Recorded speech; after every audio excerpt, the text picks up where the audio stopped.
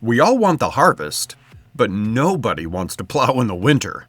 We want the miracle, but we keep hitting that snooze button on our life. Proverbs 20 hits us with a reality check. A farmer who's too lazy to plant in the spring has nothing to harvest in the fall. If you're waiting for your life to change while you're sitting on the couch, you're going to be waiting a long time.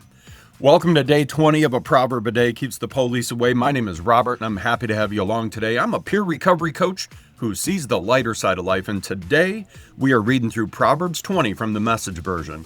We're going to be talking about why wine is a mocker, why stolen bread turns into rocks, and why you need to stop sleeping through your recovery. Let's start with the verse that every person in recovery needs tattooed on their brain. It starts right off in verse 1. Let's jump in here. Wine makes you mean, beer makes you quarrelsome. A staggering drunk is not much fun. Seems like they had that figured out thousands of years ago. I don't know what we're still doing here today. Man, us humans are sure hard-headed. All right, let's get back here. Quick-tempered leaders are like mad dogs. Cross them and they bite your head off.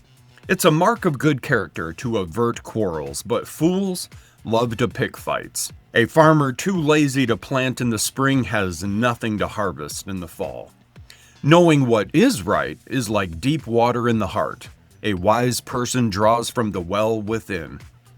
Lots of people claim to be loyal and loving, but where on earth can you find one?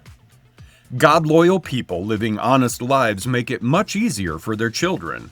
Leaders who know their business and care keep a sharp eye out for the shoddy and cheap.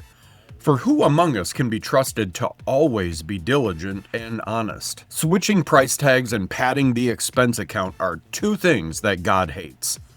Young people eventually reveal their actions if their motives are on the up and up.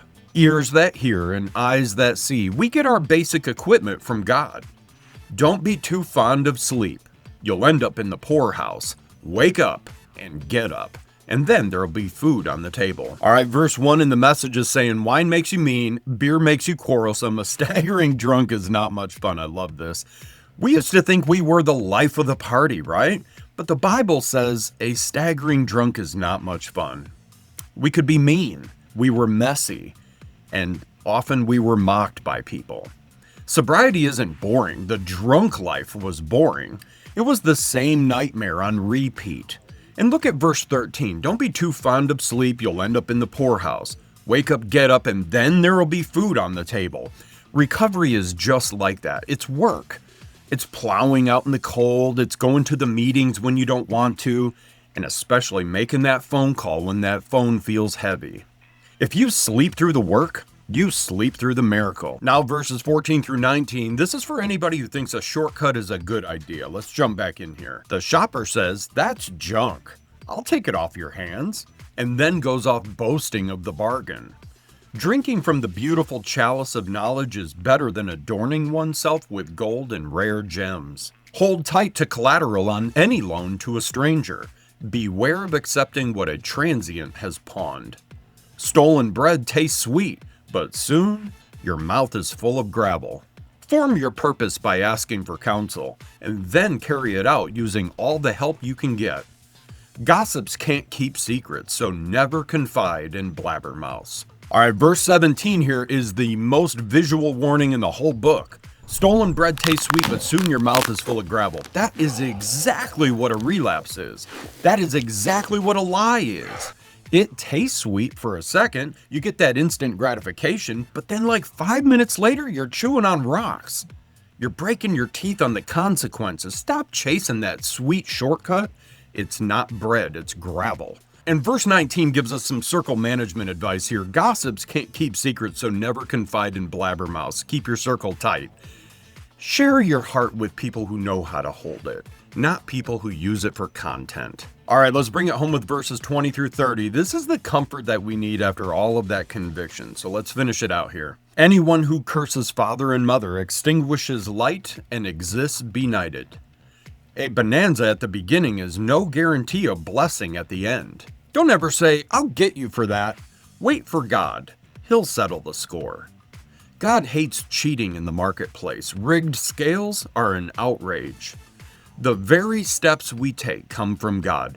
Otherwise, how would we know where we're going? An impulsive vow is a trap. Later, you'll wish you could get out of it. After careful scrutiny, a wise leader makes a clean sweep of rebels and dolts. God is in charge of human life, watching and examining us inside and out. Love and truth form a good leader. Sound leadership is founded on loving integrity. Youth may be admired for vigor, but gray hair gives prestige to old age. A good thrashing purges evil. Punishment goes deep within us. All right, friends, verse 24 is the hope dealer today. The very steps we take come from God. Otherwise, how would we know where we're going? Man, that is a relief. I don't have to know the whole map. I don't have to figure out where I'm going to be in 5 years. I just have to trust that God is directing the steps that I take today. So if you're confused or anxious about the future, pause. God's in charge of human life. He's watching. He's directing. Your job isn't to be the captain. Your job is to be the crew, so just get busy rowing the boat. So the takeaways here from Proverbs 20 to keep the police out of your life today are this. Number 1, stop sleeping. Don't be too fond of sleep. Do the work, even when it's cold out. Number 2, spit out the gravel. Shortcuts and lies taste sweet for a second, but they destroy your teeth. Stick to the truth. And number 3, trust the captain. You don't know where you're going, but God directs your steps, so trust in Him. And friends, we are 20 days deep, 2/3 of the way there. If you're ready to wake up and get to work, do me a favor, hit the subscribe button, leave a comment maybe with an alarm clock to let me know that you're awake today, and share this with somebody who's sleeping on their potential. We all know somebody. And I'll see you tomorrow for day 21, but until then, stay sober, not boring.